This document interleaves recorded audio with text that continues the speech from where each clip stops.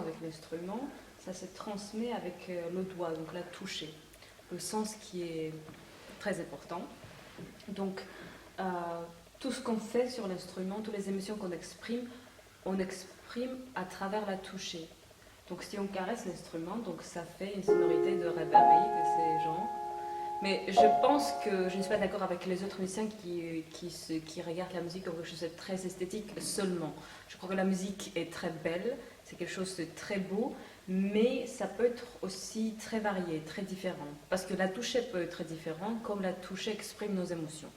Ça peut être très belle musique, ça peut être une musique qui exprime une douleur, ou ça peut être une musique qui est aussi agressive, caricaturale, comme par exemple...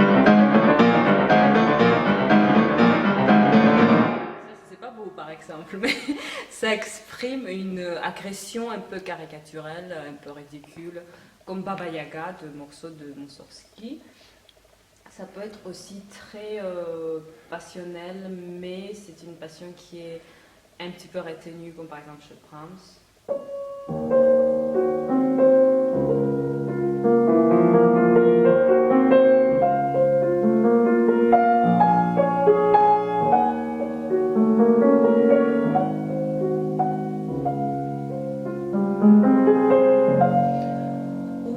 Ça peut être mélancolique quand on ressent un petit peu la solitude.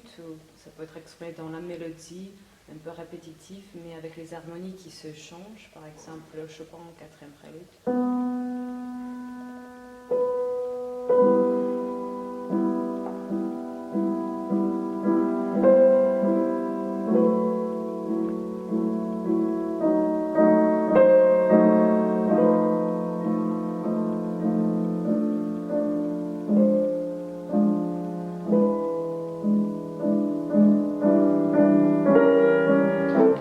S'arrêter quand on commence les jeux.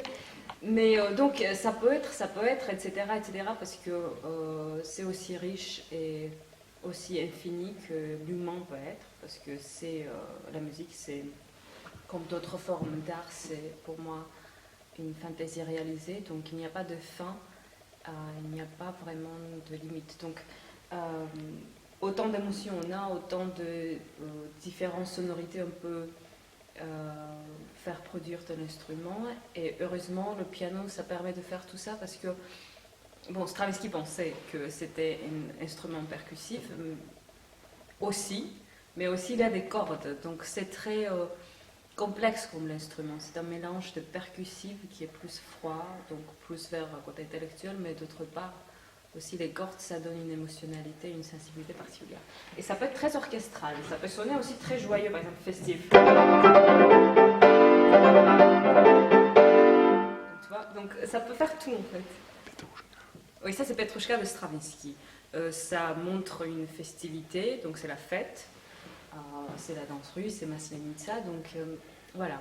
Et qu'est-ce qui fait que, par exemple, la grande porte de Kiev, oui, c'est monumental et magnanime, si on compare avec, par exemple, Baba Yaga, n'est-ce pas?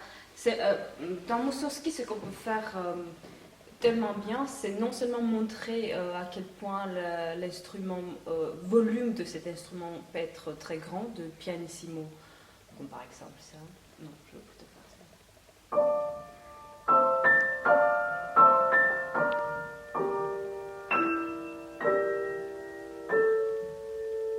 Un conte de fées, n'est-ce pas? Une sonorité qu'on peut prendre de l'instrument, c'est-à-dire faire produire de l'instrument, mais aussi ça peut être comme on a fait déjà le Baba Yaga.